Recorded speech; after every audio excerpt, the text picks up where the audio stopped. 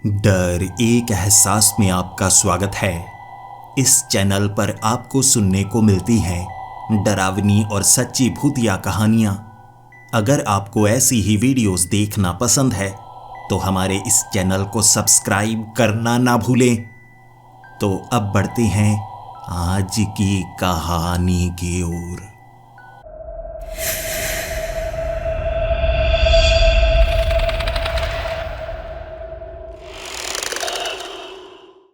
Hello दोस्तों, मेरा नाम नोआ है और मैं बेल्जियम का रहने वाला हूँ। इस समय मैं स्टूडेंट हूँ, साथ में काम भी करता हूँ। पिता से मेरा झगड़ा रहता है, इसीलिए मुझे खुद भी काम करना पड़ता है और अपना खर्च भी खुद उठाना पड़ता है। 18 साल से बड़ा हो चुका हूँ और जैसे कि समाज में हमें बताया जाता है, जब हम 18 साल के हो जाते हैं घर से दूर रहना ज़्यादा अच्छा होता है। मुश्किलों को खुद संभालना ज़्यादा अच्छा होता है ताकि हम आगे बढ़ने की हिम्मत जुटा पाएं। मैं भी ऐसा ही कर रहा हूं, लेकिन सच कहूं, सुबह कॉलेज में पहुंच जाना और शाम के वक्त काम करना, रात को 12 बजे घर पहुंचना, ऐसा लग रहा है जैसे मैं एक मशीन बन चुका हूं। जिंदगी का मज़ा आ ही नहीं रहा। हर समय थका थका सा रहता हूं और कभी कभी कॉलेज में मुझे नींद भी आ जाती है। सोचता हूं भगवान शायद मेरे लिए कुछ न कुछ लिख रहे होंगे। मेरा भविष्य अच्छा होगा या नहीं मुझे नहीं पता, लेकिन मैं कोशिश हमेशा करता ही रहूंगा। सुबह सुबह जब मैं कॉलेज के लिए निकलने वाला था तभी मेरा फ़ोन रिंग किया। मैंने फ़ोन को उठाया। ये कोई लॉयर था जो मुझसे बात करना चाहता था। मैंने उसको कहा, जी बताइए, और उसने कहा कि आपके चाचा का देहांत हो गया है। और मैंने जवाब दिया, तो मैं क्या करूं? मैंने ऐसा जवाब इसलिए दिया क्योंकि मेरे पिता के 4 भाई हैं। वो चारों मेरे पिता से छोटे हैं, लेकिन मेरे पिता की उनके साथ कभी नहीं बनी। ऐसा होता है, कभी कभी हमारे विचार एक दूसरे से नहीं मिलते। लेकिन मेरी क्या गलती थी? मेरे सभी चाचा मुझे पिछले 10 से 15 सालों से बात कर ही नहीं रहे थे, इसीलिए मुझ में भी गुस्सा था। अगर मिस्टर बेथ जिनकी मौत हुई है उसकी जानकारी मुझे उनका लॉयर दे रहा है तो मैं क्या करूं? लेकिन जब उस लॉयर ने कहा कि तुम्हारे चाचा अपनी वसीयत में तुम्हारे लिए कुछ छोड़ कर गए हैं तो मेरी आंखें चुंधिया गईं। मैं उससे जानना चाहता था आखिर मेरे चाचा का मुझसे लगाव कैसे हो गया। भले ही माना उनका कोई बच्चा नहीं था, लेकिन आखिर मरते वक्त मेरी याद उन्हें कैसे आ गई। मुझे वसीयत के पेपर्स पर साइन करना था और मैं उस लॉयर से मिलने के लिए चला गया। 2 घंटे ड्राइव करने के बाद कॉलेज को छोड़कर मैं उसके पास पहुंच गया था और उन पेपर्स पर साइन करने के बाद मुझे पता लगा मेरे पास 6 लाख यूरोस की संपत्ति है। मेरे नाम पर उन्होंने एक म्यूजियम किया है। अरे वाह, वैसे भी मैं नौकरी अच्छी करना चाहता हूँ, मेरे नाम पर एक म्यूजियम हो गया और इतना महंगा वाला। कमाल की बात है, लेकिन उस लॉयर के चेहरे पर एक मुस्कुराहट थी।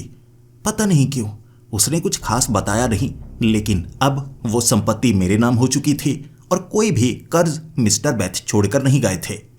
अब लग रहा था मेरे चाचा अच्छे तो थे। जब आपके नाम कुछ ना कुछ करके जाता है कोई, फिर लगने लगता है कि वो अच्छा तो होगा ही।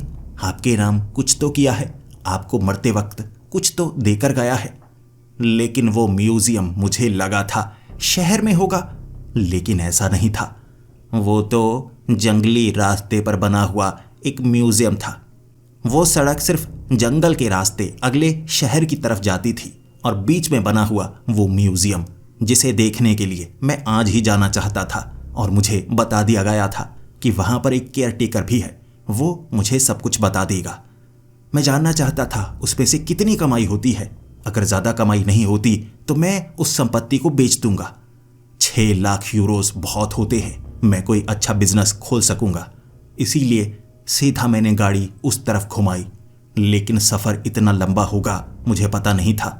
वो जंगली रास्ता काफ़ी अजीब सा था, हर तरफ पेड़ ही पेड़ नजर आ रहे। धीरे धीरे जब मैं आगे बढ़ता चला गया तो मुझे रास्ते में कोई भी गाड़ी नजर नहीं आ रही थी।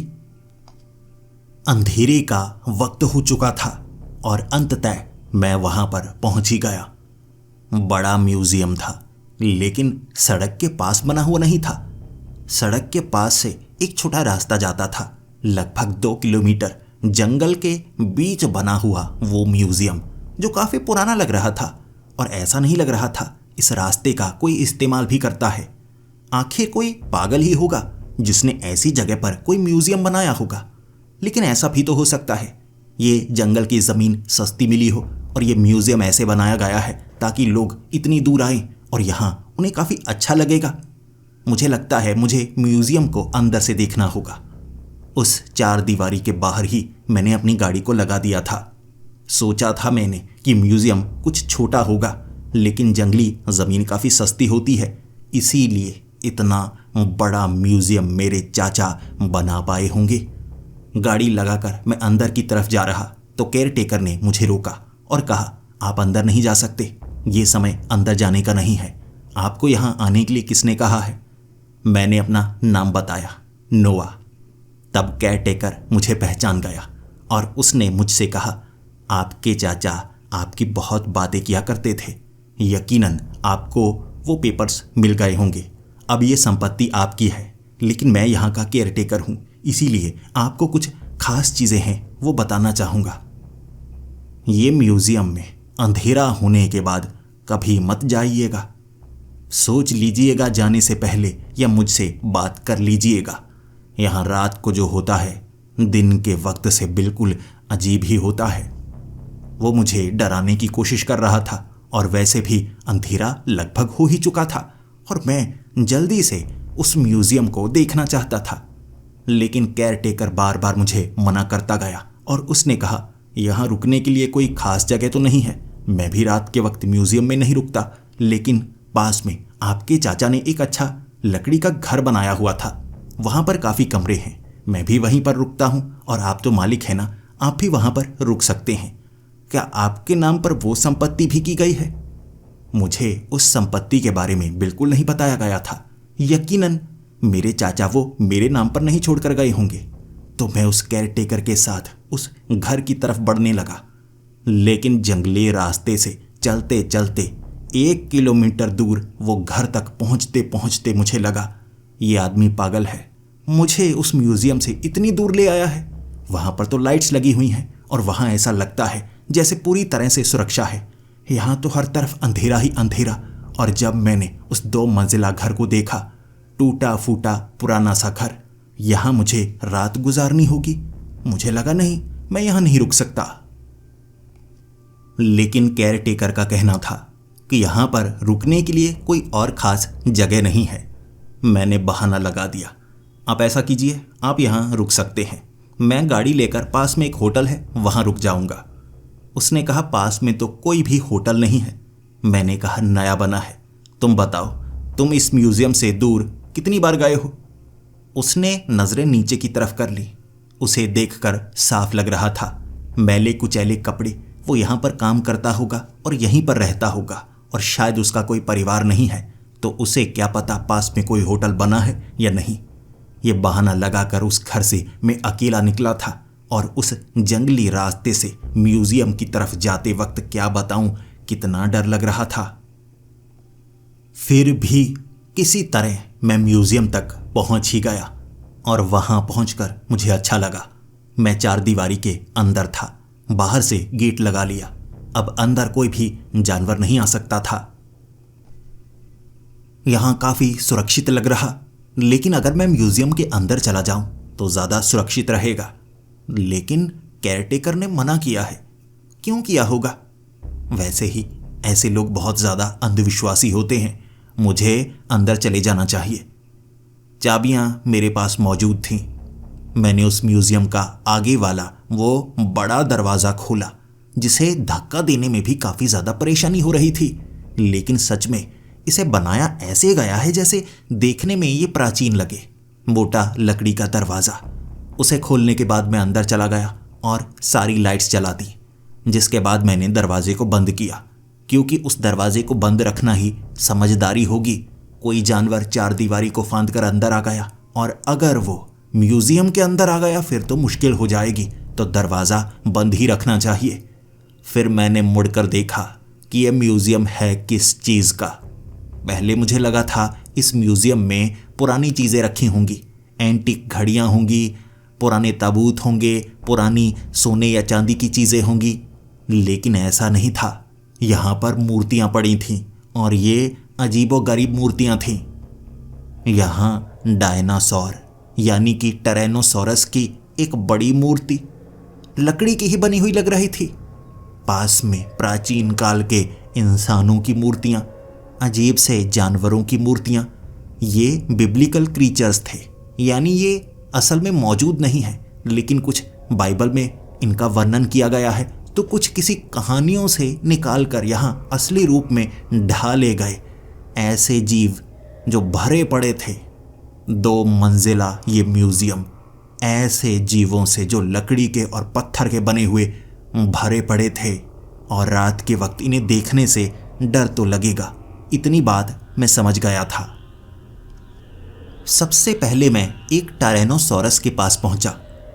मैंने हाथ लगाकर देखा तो ये लकड़ी की कोई मूर्ति नहीं थी, बल्कि एक वैक्स स्टैच्यू था, यानी मोम से बनी हुई मूर्ति, बिल्कुल जैसे मांस की तरह लग रही। वो टायरेनोसोरस असली लग रहा था। मैं उसे निहारता रह गया। अरे कितने ध्यान से बनाया गया है, छोटी छोटी बारीकियों पर भी ध्यान रखा गया है। पैरों के नाखून भी बिल्कुल साफ नजर आ रहे हैं और एक भी मिट्टी का कण यहाँ पर मौजूद नहीं। भले ही टायरेनोसोरस को मैंने कभी नहीं देखा था, क्योंकि डायनासोर तो धरती से गायब हो चुके हैं ना, लेकिन फिल्मों में ज़रूर देखा था। पहली बार ऐसा एहसास हुआ जैसे मैंने एक डायनासोर को छू कर देखा है, और वहाँ पर जितनी भी मूर्तियाँ थीं, करीब जाकर मैंने महसूस कर लिया सारे के सारे मोम के बने हुए ये पुतले हैं। घूमने लगा, क्योंकि ये म्यूज़ियम काफ़ी ज़्यादा बड़ा था और यहाँ पर छोटे छोटे पोर्शन बनाए गए थे। ऐसा नहीं था कि एक जगह खड़े होकर आप हर कोने को देख पाएं। दीवारें थीं और उन दीवारों को पार करके आप अलग जगह पर जाते और वहाँ पर कुछ नया नज़र आता। वहाँ एक डायनासोर की सवारी कर रहा एक इंसान भी दिखा मुझे। आखिर ऐसी मूर्ति क्यों बनाई गई होगी, जैसे फैंटेसी को एक सच्चा रूप दिया गया है। अचानक वहाँ थोड़ी थोड़ी ठंड बढ़ने लगी।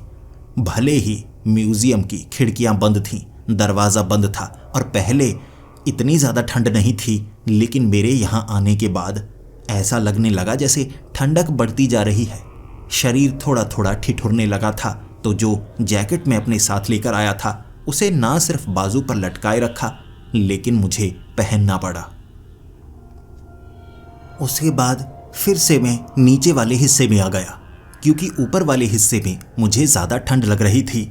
मैं उस टायरेनोसोरस के पास पहुंचा और फिर से उसे निहारने लगा, लेकिन इस बार कुछ ऐसा हुआ जिसकी मुझे उम्मीद नहीं थी। वो टायरेनोसोरस ने अपनी पलक को झपका था। 1 सेकंड के लिए आंख बंद की और फिर खोली थी। मैंने अपनी आंखों से देखा, आंखों को मलता रह गया। ये सच नहीं हो सकता, ऐसा कैसे हो सकता है? ये तो एक मोम की मूर्ति है ना। लेकिन मेरे दिल की धड़कन तेज हो चुकी थी और डर एक बीमारी की तरह होता है। एक बार आपके अंदर आ गया, फिर वो बढ़ता चला जाता है, बढ़ता चला जाता है। तो जितना ज़्यादा मैं इन चीज़ों के बारे में सोचने लगा, डर उतना ज़्यादा बढ़ने लगा। कहीं ये जगह भूतिया तो नहीं? ऐसे ऐसे ख्याल मेरे मन में आने लगे और मुझे लगा मुझे यहाँ से बाहर निकलना चाहिए। जल्दी से मैंने उस दरवाजे को खोला और मैं बाहर निकला। अंधेरा बहुत ज़्यादा हो चुका था, लेकिन मेरी खुशकिस्मती थी कि गाड़ी में मैंने हमेशा टॉर्च रखी है। इस बार भी रखी हुई थी, तो गाड़ी से टॉर्च निकाली मैंने और मुझे लगा मुझे इस म्यूज़ियम में अब नहीं रुकना चाहिए। जल्द से जाकर मुझे केयर टेकर से बात करनी चाहिए। क्या जो मैंने देखा वो सच होगा या बस आंखों का भ्रम होगा? और उसने कहा है ना कि रात को यहाँ नहीं रुकना है, और मुझे ये भी बताया गया था कि ये म्यूज़ियम अपने आप चलता है। मतलब क्या है अपने आप चलता है का? मैं चलने लगा उस जंगली रास्ते पर और मुझे महसूस हुआ जैसे मेरे आसपास कोई है। मुझे डर लगने लगा, क्योंकि जंगल में जब आप चलते हैं कोई आपका पीछा करे तो वो यकीनन आपका शिकार करने की कोशिश करता है। ये कोई जानवर ही होता होगा। तो मैं तेज़ी से भागने लगा। जैसे ही मैं उस घर के करीब पहुंचा, सांस मुझे चढ़ी हुई थी। दरवाजे को मैं खटखटाए जा रहा था और उस केयर टेकर ने जब दरवाज़ा खोला, मैं जल्दी से अंदर घुसा। वो समझदार था, शायद कुछ जानता होगा। उसने दरवाजे को बंद कर लिया। उसके बाद मुझे उसने कुर्सी पर बिठाया और पूछने लगा कि आप इतने ज़्यादा डरे हुए क्यों हैं? क्या हुआ? आप वापस क्यों आ गए? आप तो होटल में रुकने वाले थे ना। मैंने उसे अपने बारे में बताया कि मैंने क्या गलती की है और जंगल में चलकर आने में भी मुझे डर लग रहा था। ऐसा लग रहा था जैसे कोई जानवर अब मुझे पकड़ लेगा। लेकिन सबसे ज़्यादा डरावनी चीज़ थी वो टेरेनोसॉरस, जो कि एक मोम की मूर्ति है। उसने आंख कैसे झपकी थी, मुझे उसका जवाब चाहिए था। और उस केयर टेकर ने कहा, मुझे लगा था धीरे धीरे आपको बताना सही होगा, लेकिन अब आपने ये गलती की है। ऐसी गलती दोबारा मत कीजिएगा। अब मैं आपको सच बताता हूँ। आपको ये ज़रूर बताया गया होगा कि ये म्यूज़ियम अपने आप चलता है, लेकिन दिन के वक्त नहीं, रात के वक्त। तब इसके अंदर कोई जाने की हिम्मत नहीं करता। इन प्रतिमाओं को, इन मूर्तियों को, इन पुतलों को बनाया ज़रूर गया है, लेकिन अब ये जिंदा हैं, ये हरकत करते हैं और जो वहाँ पर रुकता है उसे नुकसान भी हो सकता है। मैं वहीं खड़ा उसकी आंखों की तरफ देख रहा। मुझे लगा था वो कहेगा कि किसी मूर्ति के अंदर कोई मशीन लगी है जिससे पलकें झपकी जाती हैं, वो थोड़े हिलते हैं लोगों को डराने के लिए। लेकिन उसने तो और भी भयानक कहानी सुना दी। मैंने कहा, ऐसा नहीं हो सकता। ऐसा रहा होगा कि उसकी आंख में कुछ ना कुछ होगा, ढीली होगी तो नीचे की तरफ गिरी और हिली, कोई मैकेनिज्म उसके अंदर लगाया गया होगा। उसने कहा, नहीं, यहाँ कोई मैकेनिज्म नहीं है। इन मूर्तियों को मोम से बनाया गया है। मोम के सिवा उसके अंदर बस कुछ लकड़ी के हिस्से हैं और कुछ नहीं है। और आपको पता है ना, ऐसी चीज़ अगर हरकत करे तो कुछ ना कुछ रूहानी होता है। मैंने कहा, लेकिन ये सच कैसे हो सकता है? ऐसी चीज़ें अस्तित्व में नहीं हैं। उसने कहा, अस्तित्व में है, आपको यकीन करना होगा और रात के वक्त वहाँ मत रुकिएगा। मैंने उसकी बातों पर यकीन करने की कोशिश की, लेकिन मेरा मन कह रहा था ये सब सच नहीं हो सकता। भले ही हम दोनों में खींचतान हुई, लेकिन उस रात मैं वहीं पर रहा। सुबह के वक्त मैंने उसे कहा, क्या अब हम म्यूज़ियम में जा सकते हैं? उसने कहा, बिल्कुल। मैं उसके साथ म्यूज़ियम में गया। वहाँ मिट्टी मौजूद नहीं, जबकि मैं मिट्टी वाले पैर अंदर रख कर गया था और सोच रहा था सुबह इसकी सफाई करूँगा, क्योंकि जब हम अंदर गए पैरों पर जंगल के रास्ते से कुछ मिट्टी लगती है। जूतों पर लगी वो मिट्टी म्यूज़ियम के अंदर आती होगी, पैरों के निशान छपते होंगे, लेकिन वहाँ पैरों के निशान नहीं थे। सफाई की जा चुकी थी। और मैंने जब केयरटेकर से पूछा ये कैसे हो सकता है, और उसने कहा, इतने सब तो यहाँ पर मौजूद हैं। ये म्यूज़ियम हमेशा साफ रहता है। मैं इसकी सफाई कभी नहीं करता, ना दिन को ना रात को। मुझे बस सुरक्षा के लिए रखा गया है। अगर किसी चीज़ की ज़रूरत है उसके लिए रखा गया है। आपके अंकल मिस्टर बेथ, उनको सब कुछ पता था, कुछ ऐसी जानकारी भी जो मुझे नहीं पता। इसके बाद मुझे लगा कुछ ना कुछ गड़बड़ है, और मेरी खुशकिस्मती, मैं 4 कैमरे लेकर आया था गाड़ी में। मैंने पहले से सोचा हुआ था कि मैं म्यूज़ियम में कैमरे लगाऊंगा। अगर मौजूद नहीं हुए तो यकीनन मैं कैमरे तो लगाऊंगा ही लगाऊंगा। इसीलिए मैंने उस म्यूज़ियम में दिन के वक्त 4 कैमरे लगा दिए। केयरटेकर मना कर रहा था कि रात को यहाँ जो होता है उसकी जानकारी बाहर नहीं निकलनी चाहिए, क्योंकि अब ये प्रॉपर्टी आपके नाम पर है, आपको इसका नुकसान हो सकता है। लेकिन फिर भी मैं जानना चाहता था जो उसने कहा है वो सच हो सकता है। रात को कोई यहाँ आता है या नहीं, ये मुझे पता होना चाहिए। मालिक मैं हूँ, वो केयरटेकर नहीं। दिन के वक्त मैंने कैमरे लगा दिए। उसके बाद रात के वक्त फिर से मैं उस घर में रुका था और वहाँ किसी तरह की कोई परेशानी नहीं हुई। लेकिन अगले दिन जब मैंने रिकॉर्डिंग चेक की, मेरी आंखें फटी की फटी रह गई। वो केयरटेकर सच बोल रहा था। टेरेनोसॉरस हिलता है, मूर्तियाँ हिलती हैं, पुतले चलते हैं। मोम के बने हुए वो पुतले ऐसे लगते हैं जैसे असली ही हों। डायनासोर वो हिलता है, बैठता है, झपट्टा मारने की कोशिश करता है। रिकॉर्डिंग मेरे पास थी और मैं तो घबरा गया। सही बात कही थी उसने, रात को यहाँ नहीं रुकना चाहिए। अगर मेरे साथ कुछ ऐसा हो जाता फिर मैं क्या करता? मैं तो जिंदा नहीं बचता। वहाँ बहुत कुछ था, ना सिर्फ जानवर थे, कुछ इंसानों के पुतले भी बनाए गए थे। बच्चों के पुतले जो कि जानवरों के ऊपर सवारी कर रहे हों, ऐसे पुतले वहाँ पर थे जो रात के वक्त हिले बैठे बातें कर रहे थे। रिकॉर्डिंग मेरे पास थी। मैं घबराया हुआ किसी न किसी को बताना चाहता था। दिन का वक्त था। मैं तो बहुत ज़्यादा डर चुका था। मुझे लगा मुझे यहाँ नहीं रुकना चाहिए। इसीलिए वो फुटेज को देखने के बाद मैंने वहाँ से निकलने की ठानी और गाड़ी में बैठा। वो केयरटेकर कह रहा था, अभी आपको नहीं जाना चाहिए, अभी आप इतनी जल्दी जा रहे हैं। मैंने कहा, मुझे नहीं लगता मैं यहाँ रह पाऊंगा। केयरटेकर ने मुझे रोकने की कोशिश तो की, लेकिन मैं रुकने वाला नहीं था। मैंने गाड़ी स्टार्ट की और वहाँ से जल्दी से मैं निकला।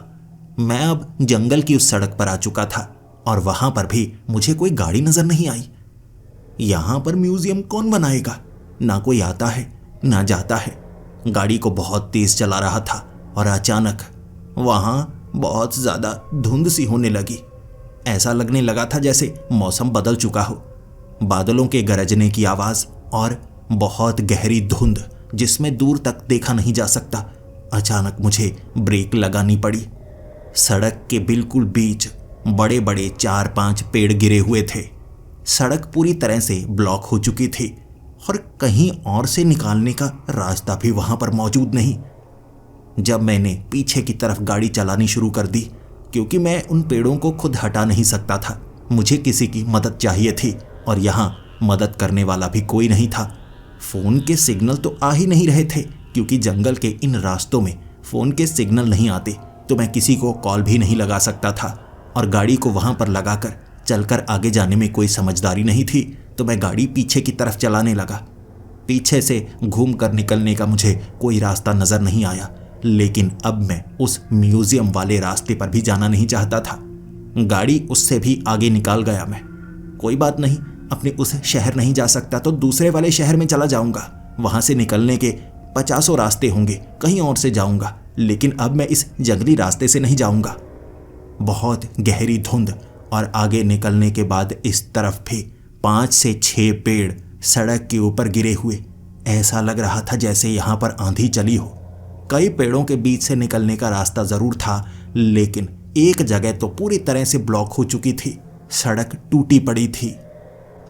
अब यहाँ से बाहर निकलने के दोनों रास्ते बंद थे और बीच में कोई और सड़क भी मौजूद नहीं, और ना ही मैं जंगल के रास्ते से निकल सकता था। मुझे ऐसा लगा जैसे मैं फंस चुका हूँ। शाम तक मैंने कोशिश की, लेकिन उसके बाद मुझे लगा अंधेरा होने से पहले पहले इस जंगल में रुकना समझदारी नहीं होगी। मैं उस म्यूज़ियम की तरफ बढ़ता हूँ, उस घर में तो रुक ही जाऊँगा ना। दोबारा मैंने शाम होने से पहले पहले गाड़ी म्यूज़ियम के आगे लगाई। केयरटेकर मुझे देखकर खुश था और उसने कहा, आपने सही डिसीज़न लिया है। और मैंने उसे कहा, ये डिसीज़न मेरा नहीं है, ये कुदरत का डिसीज़न है। रास्ते दोनों तरफ से बंद है, बाहर में जा नहीं सकता। मौसम काफ़ी ख़राब लग रहा है, मुझे लगता है तूफ़ान आने वाला है, तो यहाँ पर रुकना समझदारी होगी। वैसे भी अंधेरा होने वाला है, चलो घर की तरफ चलते हैं। लेकिन उस केयरटेकर को म्यूज़ियम को अच्छी तरह से बंद करना था। ये काम वो हर रोज़ किया करता। उसका मानना था खिड़कियाँ दरवाजे अच्छे से बंद रहने चाहिए, जो भी अंदर होता है वो बाहर नहीं होना चाहिए। इसकी जिम्मेदारी उसकी थी और ये काम वो हर रोज़ किया करता। लेकिन मैंने उसे कहा, वो छोड़ो, वैसे भी जो अंदर होता है वो काफ़ी अजीब है। खिड़कियाँ दरवाजे बंद करने की कोई ख़ास ज़रूरत नहीं है। मैं भी तो दरवाज़ा खोलकर अंदर गया था। कोई बात नहीं, चलो घर की तरफ चलते हैं, आंधी काफ़ी तेज़ चल रही है। हम दोनों चलकर दोबारा उस घर के अंदर गए थे और दरवाजे खिड़कियाँ बंद कर लिए। सुकून की सांस ली और फिर मैं उससे बात कर रहा। अगर हम बाहर किसी से कांटेक्ट करना चाहते हैं तो कैसे करेंगे? उसने कहा, जब भी मैं किसी से कांटेक्ट करने की कोशिश करता हूं तो मुझे चलकर जंगल से बाहर जाना पड़ता है। 2 से 3 दिन कई बार लग जाते हैं। वैसे भी मुझे हाइकिंग करनी पसंद है, लेकिन मिस्टर बेथ यहाँ पर आ जाया करते थे और खुद ही मुझे शहर ले जाया करते थे। मुझे वैसे भी अकेलापन ज़्यादा पसंद है, तो मैं केयर टेकिंग के साथ साथ यहाँ घूमना फिरना भी पसंद करता हूँ। उस केयर टेकर की बातें बड़ी अजीब थीं। मैं फंसा हुआ हूँ, यहाँ से बचकर बाहर कैसे निकलूँ, ये सवाल पूछा था मैंने उससे, लेकिन उसके पास कोई जवाब नहीं था और मैं उसकी तरह चलकर बाहर जा नहीं सकता था। तो मैंने पूछा कि रास्ते पर पेड़ गिरे हैं तो उन पेड़ों को कोई ना कोई तो हटाएगा ना, ऐसे तो रास्ता पूरी तरह से बंद हो जाएगा और शहरों में जाने वाले लोग कैसे जा पाएंगे। उसने कहा, इस तरफ से कोई नहीं निकलता, ये रास्ता काफ़ी छोटा है और कई बार पेड़ गिर जाते हैं। पिछली बार जब आंधी आई थी कई पेड़ गिरे थे और 2 महीने तक उन पेड़ों को हटाया नहीं गया था क्योंकि कोई इस तरफ आया ही नहीं। और मिस्टर बेथ जब आगे की तरफ बढ़ रहे थे उस रास्ते पर, तब उन्हें वो पेड़ मिला तो वापस वो शहर गए, लोगों को बुलाया तो पेड़ को हटाया गया था। वैसे किसी को इस तरफ आने की ज़रूरत पड़ती ही नहीं, बड़ा रास्ता दूसरी तरफ से है। ये वो रास्ता है जो पहले बनाया गया था और अब इसका इस्तेमाल नहीं होता। रात के वक्त उसी घर के कमरे में था, बेड पर लेटा हुआ। मैं नीचे वाले फ्लोर पर था और केयरटेकर ऊपर वाले छोटे कमरे में रहता था। मेरे लिए उसने वो कमरे को ज़्यादा अच्छे से साफ रखा था और बाकी कमरों का कोई इस्तेमाल नहीं करता था। मिस्टर बेथ यहाँ पर आया भी नहीं करते थे। शायद मेरे चाचा को यहाँ रहना ज़्यादा पसंद भी नहीं होगा, घूमने फिरने के लिए आते होंगे, ये म्यूज़ियम उनके लिए एक शौक़ होगा। लेकिन ये सब कुछ ऐसे बदल जाएगा, इसका क्या उन्होंने पहले सोचा होगा या ये उनका काम हो सकता है, लेकिन कैसे? सवाल बहुत सारे थे, शायद मुझे जवाब मिल जाता। वक्त कोई 11 बजे का होगा। मैं बेड पर लेटा हुआ, नींद मुझे आ चुकी थी, लेकिन खिड़की को कोई बार बार खटखटाने लगा। पहले मुझे लगा आंधी चल रही होगी, हवा चल रही होगी, पत्तियां खिड़की पर टकरा रही होंगी, लेकिन जब जोर से आवाज़ आने लगी तो मैंने ध्यान से देखा। मुझे खिड़की के बाहर एक बच्चा नजर आया। ये बच्चा होगा कोई 13 से 14 साल का, धुंधला धुंधला सा नजर आ रहा क्योंकि बाहर बारिश भी हो रही थी और खिड़की के कांच के ऊपर भी पानी की बूंदें थोड़ी थोड़ी जम चुकी थीं, तो बाहर कुछ खास नजर नहीं आ रहा। मैंने जब खिड़की को खोला तो एक बच्चा था जो कह रहा था, क्या तुमने हमें बनाया है? उसके ये शब्द सुनते ही मेरी आंखें खुल गईं। मैंने उसे पहले कहीं देखा था, मुझे याद नहीं आ रहा था। शायद अपने शहर में कहीं देखा होगा, मुझे पहले ये लगा था, इसीलिए मैं उसे कुछ कहना चाहता था, लेकिन जब याद आया मैंने उसे कहाँ देखा था, मेरे रोंगटे खड़े हो गए। उस म्यूजियम में डायनासोर के ऊपर बैठे हुए मैंने इसी बच्चे को देखा था। मोम की मूर्ति, मोम का पुतला मेरे सामने मुझसे बात कर रहा था। इससे ज़्यादा डरावनी बात क्या हो सकती है? उसने फिर से वही सवाल पूछा, क्या तुमने हमें बनाया है? और मैं इसका क्या जवाब देता? मैंने सर हिला दिया, नहीं, मैंने तुम्हें नहीं बनाया है। फिर मैं खिड़की को बंद करना चाहता था, लेकिन उसने खिड़की को पकड़ लिया। मैं तो उससे डरा हुआ था क्योंकि वो पुतला था, लेकिन अब वो जोर ज़बरदस्ती करने लगा था। खिड़की को बंद करने देना नहीं चाहता था क्योंकि उसके पास एक और सवाल था। उसने पूछा, अगर तुमने हमें नहीं बनाया है तो तुम यहाँ क्यों आए हो? क्या तुम हमें आंकने के लिए आए हो? इसका जवाब भी मेरे पास नहीं था, मेरा गला ही सूख चुका था, तो इसका जवाब मैंने ना में दिया और उसने अपना हाथ पीछे की तरफ खींचा।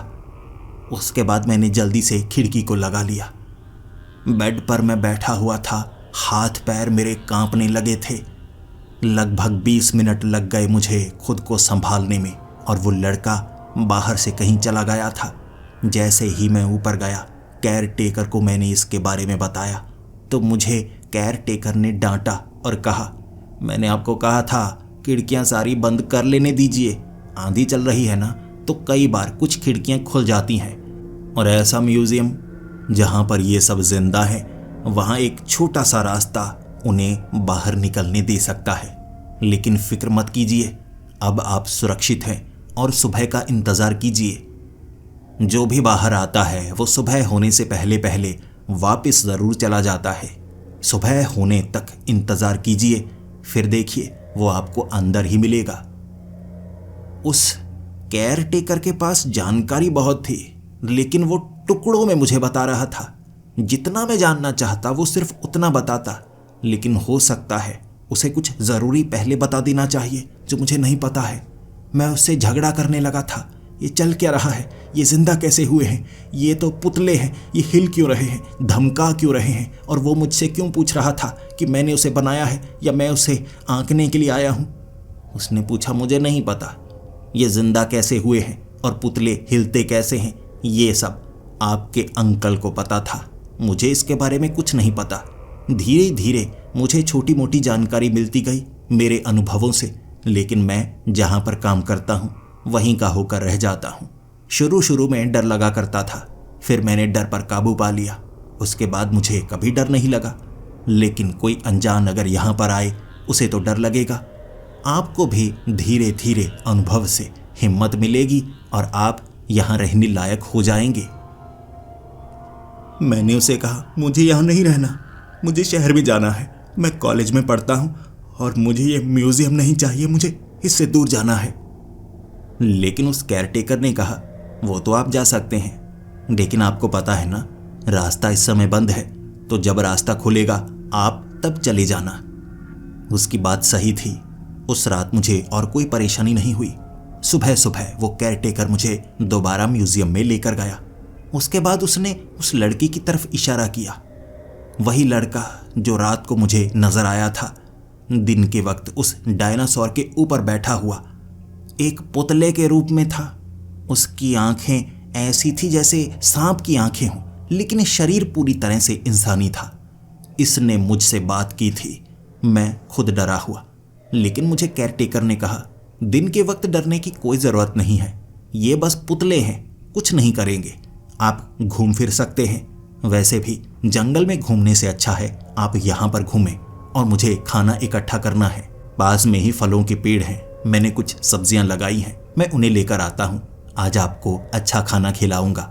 जब तक आप इस म्यूजियम में घूम सकते हैं, और डरिएगा मत, दिन के वक्त आपको कुछ भी ऐसा वैसा नजर नहीं आने वाला। उसकी बात सही थी। दिन के वक्त ना तो डर लग रहा और ना ही किसी भी पुतले ने हरकत की थी। घूमने लगा मैं अच्छे से, देखना चाहता था अब इस म्यूजियम का हर एक कोना। और मुझे इस म्यूजियम के सबसे अंत में एक ऐसा कक्ष मिला जहां पर सिर्फ किताबें रखी गई थी। म्यूजियम का वो हिस्सा जो लाइब्रेरी थी, और वहां पर सबसे ऊपर रखी गई वो मोटी किताब सबसे अलग लग रही, क्योंकि वो सुनहरी पन्नों से भरी हुई और मुझे एक कोने से साफ नजर आ गया। जैसे ही मैंने उस किताब को अपने हाथ में लिया, उस किताब पर लिखा था द बुक ऑफ फर्स्ट, यानी प्रथम की किताब। प्रथम यानी पहले, जो सबसे पहले यहां पर आए, या जिसने इस म्यूजियम को बनाया। कौन है प्रथम? मुझे उस किताब को पढ़ना था, शायद उसमें से मुझे कुछ जानकारी मिले। और शुरुआती पन्नों पर इस जगह का एड्रेस दिया गया था, नक्शा बनाया गया था, आसपास क्या है वो बताया गया था, और उसके बाद आगे की जानकारी दी गई थी। उसमें नाम तो नहीं बताया गया, लेकिन इतना बताया गया था कि इस म्यूजियम के अंदर इन पुतलों को उसने बनाया है, और कैसे बनाया है वो तरीका बताया गया था। ये तरीका सुनने में भी सही नहीं लग रहा। उसमें लिखा गया था कि इन सब पुतलों को सोच से बाहर निकाला गया है, ये किसी के सपने हैं, और उसने सपनों को एक शरीर का रूप दिया और फिर वो पुतले बने। ये आधे जिंदा हैं और आधे उन सोच का हिस्सा हैं, इसीलिए कोई भी इन्हें देख सकता है और ये आधी जिंदगी जी भी सकते हैं। आगे कई पन्नों में हर एक की जानकारी दी गई थी। आखिर वो कौन है, उन्हें क्या पसंद है, वो कहाँ पर रहते हैं, लेकिन कोई असलियत नहीं थी, बल्कि ख्याल। जैसे हमारे सपने होते हैं, सपनों में हम खुद को एक सुपर हीरो भी कह सकते हैं, एक विलन भी मान सकते हैं, टीवी का कोई कैरेक्टर भी मान सकते हैं, या किसी एक्टर के बारे में सोचते हुए खुद को सोच सकते हैं कि हम वही हैं। ऐसे ही किसी के सपने जिसमें वो सांप जैसी आंख वाला बच्चा, वो बड़ा अच्छा है, लेकिन सवाल बहुत ज़्यादा पूछता है। वो डायनासोर, टेरानोसॉरस, वो शिकारी है और उसे शिकार करना पसंद है। एक बड़ा आदि मानव। उसे ज्यादा कुछ समझ में नहीं आता, लेकिन फिर भी वो भाषा सीख चुका है। जानने की इच्छा बहुत है। वो बस सवाल पूछकर हमेशा कुछ न कुछ जानना चाहता है। ऐसे ही यहाँ पर भरे हुए हर एक जीव की जानकारी थी। कुछ गुस्सैल हैं, कुछ चालाक हैं, कुछ बात नहीं कर सकते और कुछ इंसानों से भी ज्यादा तेज हैं। वहां पर सबसे अंत में एक पन्ने पर मेरा नाम भी लिखा था, नोआ, और मेरे बारे में जानकारी भी थी। मैं कॉलेज में पढ़ता हूँ, काम करना मुझे पसंद है। ये सब लिखा हुआ और मेरे हाथ पैर फूलने लगे। मैंने अपने शरीर को देखा। अरे मैं मोम का थोड़े ना हूँ, रात को चलता फिरता हूँ, दिन के वक्त भी दिन ही तो है। मैं कोई पुतला थोड़े ना हूँ। लेकिन मेरे बारे में यहाँ पर क्यों लिखा गया है और किसने लिखा है? और तारीख भी आज की थी। ये क्या, इस किताब को किसी ने आज लिखा है या पहले से आज की किसी ने भविष्यवाणी कर दी थी? लेकिन ये एक संयोग हो सकता है कि मैं आज के दिन यहाँ पर इस किताब को पढ़ रहा हूँ। उस दिन तो मैं बहुत ज़्यादा डर गया। मैंने उस किताब को दोबारा उस लाइब्रेरी में रख दिया और उसके बाद दिन के वक्त इतना डरा हुआ कि म्यूजियम से बाहर आ गया। 2 घंटों बाद वो केयरटेकर वहाँ पर आया था और मैं उस केयरटेकर को ये सब बता रहा था और वो भी ये सुनकर हैरान था, जैसे उसने ये बात पहले ना पढ़ी हो ना सुनी हो। फिर कहने लगा, ऐसा सच कैसे हो सकता है? मुझे उसका जवाब सही नहीं लगा। मुझे लगा कुछ तो गड़बड़ है। उस रात फिर से मैं उसके घर में था, लेकिन वो रात के वक्त बाहर निकला। उसने कहा, मुझे लगता है मैंने म्यूजियम का दरवाज़ा खुला छोड़ दिया। मैंने कहा उसको कि मैं तुम्हारे साथ चलता हूँ, लेकिन वो मेरे साथ आना नहीं चाहता था। अकेले गया, फिर वापस नहीं आया। वो रात तूफान बहुत तेज था, बारिश बहुत तेज थी। धीरे धीरे पानी भरने लगा और जब अंदर भी पानी आने लगा, मुझे लगा ये क्या बाढ़ ही आ गई हो। बाहर निकला था घर से और बाहर पानी 2 फुट ऊपर तक था। इतना ज़्यादा पानी कहाँ से आ गया? ऐसा तो नहीं आसपास कोई नदी है जिसमें उफान आ गया है? मैं घबराया हुआ था और मुझे उस केयरटेकर की फिक्र भी हो रही। यहाँ मैं उसके साथ था। इतने समय उसके साथ रहूँगा तो बचा रहूँगा। अकेले रहने में कोई खास फ़ायदा नहीं है। म्यूज़ियम मुझे जाना होगा। अगर उसे मदद की ज़रूरत है तो मैं उसकी मदद ज़रूर करूँगा। म्यूज़ियम के अंदर नहीं जाऊँगा। धीरे धीरे चलते हुए मैं म्यूज़ियम के पास पहुँचा। म्यूज़ियम का दरवाज़ा खोला था। अंदर हरकत हो रही। मैं घबराया हुआ आवाज़ लगाने लगा उस केयरटेकर को, लेकिन मेरी आवाज़ में कोई खास दम नहीं था। मैं डरा हुआ था और बिजली की कड़कड़ाहट मेरी आवाज़ से ज़्यादा तेज़ थी। मैं इंतज़ार करने लगा, लेकिन वो केयरटेकर तो नहीं आया। वो आदि मानव का पुतला जो उस म्यूज़ियम के अंदर था, वो बाहर कब निकला मुझे नहीं पता, लेकिन मेरे कंधे पर हाथ रख कर उसने मुझे डरा दिया। जब मैंने पीछे मुड़कर देखा, उसका कद 7 फुट था। वो बहुत बड़ा था, एक जाइंट जो मेरी आंखों में आंखें डालकर देख रहा, और मुझे लगा अब मैं बचने वाला नहीं। लेकिन उसने मुझसे बड़े प्यार से बात की और कहा, तुम्हें अंदर चले जाना चाहिए, बारिश बहुत तेज़ है। जब बारिश तेज़ होती है उसके अगले दिन शरीर अच्छे से काम नहीं करता। मैं तो भीग चुका हूँ, तुम्हें ज़्यादा भीगना नहीं चाहिए, ठंड ज़्यादा है, मैंने तो इतना सीखा है। ऐसा लग रहा था जैसे वो मुझे डराना नहीं चाहता, बल्कि कुछ बताना चाहता है। और फिर उसने मुझे बताया, हम तो कहानी का हिस्सा हैं, हम सोच का हिस्सा हैं, तभी तो हम जिंदा हुए हैं। हम कहानी में मरते हैं, कहानी में ही जिंदा हो जाते हैं। तुम तो कहानी का हिस्सा नहीं लगते, लेकिन तुम सब हमें भूल कैसे गए? तुम सबने हमें अकेला क्यों छोड़ दिया? हमें अकेला रहना पसंद नहीं है, हमें ऐसे छोड़ क्यों दिया गया? मेरे पास उसके सवालों के जवाब नहीं थे, लेकिन मैं खुद भी उससे कोई सवाल पूछना नहीं चाहता था। 7 फुट का एक दानव प्यार से बात कर रहा है तो प्यार से ही जवाब देना है। मैंने उसे कहा, आओ तुम्हें म्यूजियम के अंदर छोड़ दूं। उसने कहा, मैं चला जाऊंगा, तुम कहानी का हिस्सा नहीं हो, इसीलिए तुम बाहर रहना, अंदर थोड़ा खतरा होगा। मैं दरवाज़ा बंद कर दूंगा, फिर कुछ समय बाद ये पानी अपने आप नीचे हो जाएगा। जैसा उसने कहा वैसा हुआ। वो म्यूजियम के अंदर गया, उसने दरवाजे को बंद कर दिया। धीरे धीरे पानी ज़मीन में चला गया, जैसे ये पानी किसी नदी से ना आया हो, न बारिश के कारण यहाँ पर इकट्ठा हुआ हो, बल्कि म्यूजियम से इतना पानी निकला हो जो पूरे जंगल को 2 फुट पानी में भर दे। हैरान और परेशान, लेकिन रुकना वहाँ पर नहीं चाहता था। भागा मैं वापस अपने घर की तरफ, और पहले से वो केयरटेकर वहाँ पर मौजूद और डरा हुआ। मुझे देखकर वो खुश हुआ और कहने लगा, आप कहाँ चले गए थे? मैंने कहा, मैं तुम्हें ढूंढने के लिए गया था, और मैंने जो देखा है वो यकीन करने लायक नहीं है। उसने कहा, बहुत कुछ यहाँ पर ऐसा देखने को मिलता है जो काबिले यकीन नहीं होता, लेकिन उसे देखो और भूल जाओ, ये सबसे बेहतर होता है। चलिए, मैंने तकिया ठीक कर दिया है, वहाँ सूखा हुआ गद्दा लगा दिया है, आप उसमें सो सकते हैं। वो ऊपर चला गया।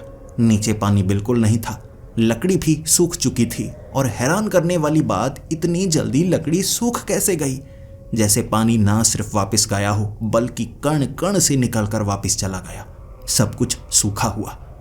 वो रात बड़ी भयानक थी। सोचता रहा, मैं सो नहीं पाया। मुझे लगता है मुझे चल कर ही यहाँ से निकलना चाहिए, लेकिन ये खतरनाक नहीं होगा? एक रात अगर मैं यहाँ पर गुजारूं, दिन भर चलता रहूं, तो अंधेरा होने से पहले पहले शहर तो पहुँच नहीं पाऊंगा, जंगल तक ही पहुँचूंगा, और जंगल में रात के वक्त खतरा ज़्यादा होगा। ऐसा ना हो मैं किसी शिकारी जानवर के पास भटक कर पहुँचूँ और वो मुझे मार डाले। ये सही नहीं होगा। मेरे पास यहाँ से बाहर निकलने का कोई रास्ता नहीं था। चुपचाप इंतज़ार करना था मुझे। उस रात मैंने केयरटेकर से बात की थी।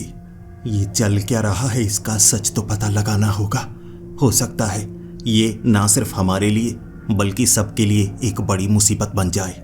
इसीलिए मैं किसी ऐसे को जानता हूँ जो सच का पता लगा सकता है और बता सकता है। हमें रात के वक्त ही म्यूजियम में वापस जाना होगा, लेकिन बड़े ध्यान से। उसके बाद केयरटेकर मेरे साथ था, लेकिन वो उस गेट के बाहर ही रुक गया। वो आम तौर पर खिड़कियां दरवाजे बंद कर दिया करता था और कहता था उस पर ऐसे कोई हमला नहीं करता, लेकिन अंदर कई बार हालात बड़े अजीब से होते हैं। पानी भरा होता है और कई बार अंदर ठंडक होती है या गर्मी होती है। मौसम अंदर और बाहर में फर्क होता है। यकीनन कहानी का हिस्सा, जैसे कि मुझे उस दानव ने कहा था, और जवाब भी उस दानव से मिलेंगे। मैंने उस दानव से बात करने के लिए एक खिड़की से झांकना शुरू कर दिया। देखा मैंने वो किस हिस्से में है, लेकिन मुझे समंदर नजर आया। समंदर में बड़ी बड़ी कश्तियां नजर आईं। म्यूजियम इतना बड़ा नहीं था कि इतनी दूर तक इसमें एक बड़ा समंदर समा सके, लेकिन कुछ ना कुछ तो अंदर चलता है रात के वक्त। अंदर जाने में समझदारी नहीं होगी। उसके बाद क्या था, जैसे ही मैं एक कोने में आकर वो दानव के पास थोड़ी खिड़की खोलकर बात करने लगा, वो मुझे देखकर खुश था और कहने लगा, तुम अंदर तो नहीं आना चाहते? मैंने कहा, नहीं, मुझे बस कुछ जवाब चाहिए। ये सब मैं ठीक कैसे कर सकता हूँ? क्या कर सकता हूँ जिससे सब कुछ बदला जा सके? मैं यहाँ से निकलना चाहता हूँ और सब कुछ बदलना चाहता हूँ। उसने कहा, बदला नहीं जा सकता, कुछ बदला नहीं जा सकता। सब कुछ कहानी का हिस्सा है। जैसे जैसे कहानी आगे बढ़ती है वैसी वैसी घटनाएं होती हैं, हर बार होती हैं। मैं कई बार मरता हूँ, फिर से कहानी का हिस्सा बन जाता हूँ। मैंने कहा, कौन सी कहानी? किसके सपने हैं जिसने उन सपनों को असलियत में ढाला है? उसने कहा, वो किताब, सब जानकारी उस किताब में है।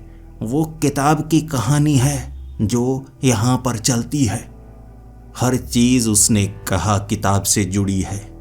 बस फिर क्या, वो किताब मुझे नज़र आ रही थी और मुझे लगा मुझे उस किताब को फाड़ डालना चाहिए, लेकिन रात को नहीं, दिन को।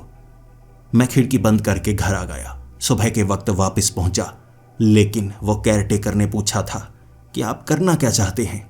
मैंने ये नहीं बताया मैं करने क्या वाला हूँ। दिन को तो सब पुतले होते हैं ना, पुतले कुछ नहीं कर सकते। मैं उस किताब को जला डालूंगा, ख़त्म कर डालूंगा, फिर जब कहानी खत्म तो सब कुछ खत्म। मैं जब उस लाइब्रेरी में गया, उस किताब को पकड़ा, जब मैंने उसे जलाने की कोशिश की, धमाकों की आवाज़ आई थी। वो किताब को आग लगने से पहले हालात बदल गए। खिड़कियां बंद हुई थी, दरवाजे बंद हुए थे।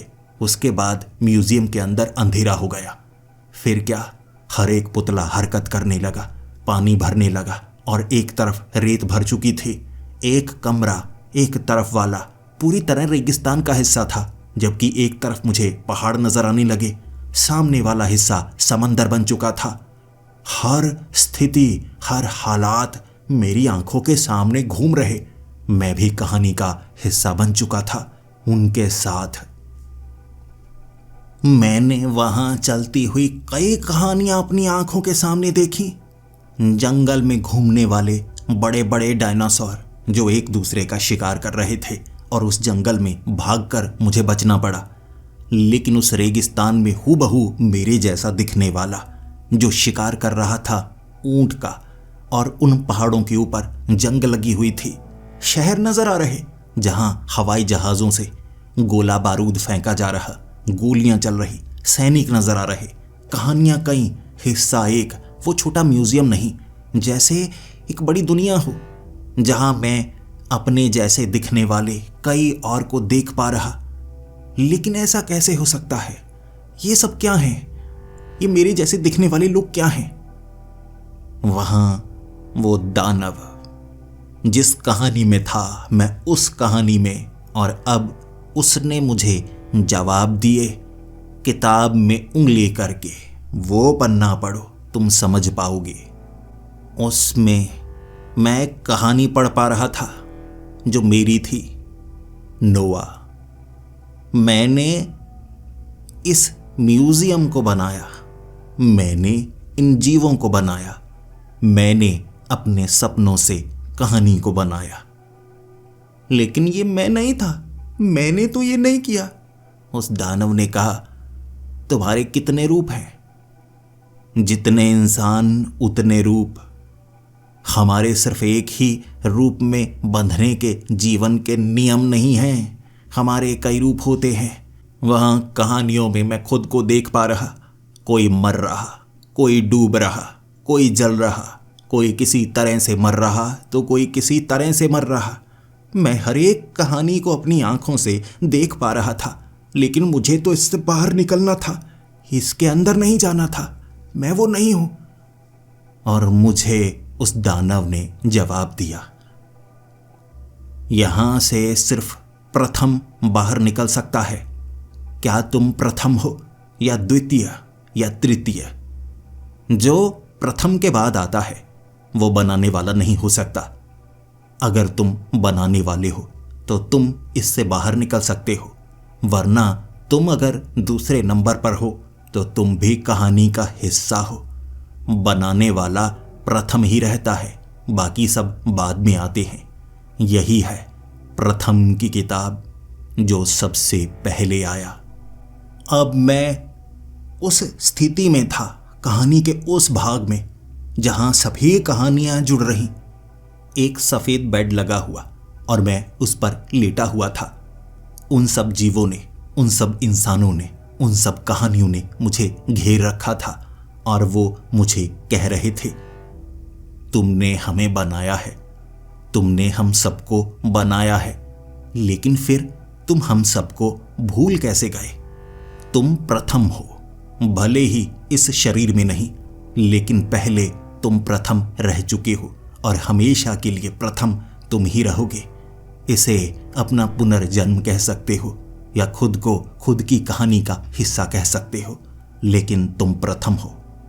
तुमने हमें जीवन दिया है, तुम हमें बनाने वाले हो, हमारे लिए तुम भगवान हो। उन सब के सामने मुझे एक रास्ता नजर आया। मैं बीच से निकलकर वो म्यूजियम का दरवाज़ा खोलकर भागा। गाड़ी वहीं छोड़ चुका था। मैं भागकर उस जंगल से बाहर निकला था। भले ही रास्ता बंद हो, धुंध हो, मैं निकलता गया, भागता गया और उस जंगल से 3 दिनों में बाहर निकला था। इस तरह मैंने छोड़ दिया उस म्यूजियम को, लेकिन शहर में रहते हुए भी उसे भुलाना मुश्किल था। तो मैंने उस म्यूजियम को बेच दिया। भले ही कीमत कम मिली, लेकिन आखिरकार छुटकारा मिला। मुझे परवाह नहीं वहां क्या होता है, जो होता है वो सही होता है या नहीं होता है, लेकिन मुझे डर है कि मैं कहीं खो ना जाऊं। और क्या वो सिर्फ कहानी है या सच है? मैं प्रथम हूं। क्या मुझ में इतनी ताकत थी कि मैं इतना सब कुछ कर पाता? यह घटना को हुए 6 महीने हो चुके हैं। मैंने उस म्यूजियम को 1 महीने में ही बेच दिया था। जिसने उस म्यूजियम को खरीदा उसने उसे रेनोवेट किया, उसे अच्छा बनाया, और अब कहते हैं वहां काफी ज्यादा भीड़ लगती है। बहुत लोग आते हैं उस म्यूजियम में उन पुतलों को देखने के लिए, और कमाई भी अच्छी होती है। कुछ लोग मुझे मूर्ख कहते हैं। मैं वो हूं जिसने उसकी कदर न जानी, लेकिन क्या अब वो घटनाएं नहीं होती? उसके नए मालिक ने मुझे एज ए गेस्ट वहां पर जरूर बुलाया था, और मैंने खुशी खुशी उसे अपनाया। उसे शाम मैं उस म्यूजियम में गया था। भीड़ लगी हुई थी, बहुत ज्यादा लोग वहां पर मौजूद थे, और वो पुतले रात भर हिले नहीं, वहीं के वहीं थे। कहानी का कोई हिस्सा नहीं बना, बिल्कुल साधारण वो पुतले। धीरे धीरे भीड़ खत्म होती गई और मैं शराब पीता जा रहा था। दर्द भी था, दुख भी था, क्योंकि कुछ लोग मुझ में कमियां निकाल रहे, मुझे मूर्ख मान रहे। मैं कुछ समझ नहीं पा रहा था। लेकिन वहां जब कम लोग रह चुके थे, किसी ने ध्यान ही नहीं दिया। एक बच्चा भी घूम रहा है जो मेरे करीब आकर मुझे कहने लगा था, आप दोबारा हमें भूलेंगे तो नहीं? चश्मे लगाए थे उसने, क्योंकि उसकी आंखें कोई भी देख सकता था, एक सांप के जैसी आंखें। और उसने मुझे कहा, आपने हमें बनाया है, आप हमें भूलिए मत, बस इतना ही काफी है। चाहे बात म्यूजियम की हो या सपनों की हो, कहानियां बहती हैं, एक रूप लेती हैं। आपको लगता है कहानी सुनने के बाद वो खत्म हो जाती है, लेकिन जबान से निकले शब्द जब कहानी का रूप ले लेते हैं, कहीं ना कहीं उसका एक रूप बन रहा होता है। वो स्थायी रूप में आ रहे विचार उत्पन्न होते हैं बनने के लिए। इसी को कहते हैं बनाने वाले की सोच। आप इससे सहमत हैं या नहीं?